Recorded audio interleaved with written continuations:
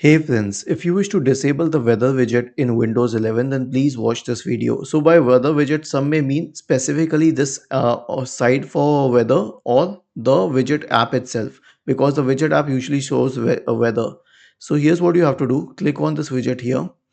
To disable the weather widget, click on the three dots associated with it and select hide this widget. Now the weather will still appear here, and if you want to do away with it, then there's no other option other than disabling the entire widget. So right click on the taskbar and select taskbar settings. Disable it from here. Okay, but if it is specific to the weather widget, you can just go and do it from the normal menu. And if you want to add it again, simply click on add and then go to weather and then go to pin. Was this helpful? If yes, then please subscribe to the channel, and if not, then let us know in the comment section of the video on how we could help you further.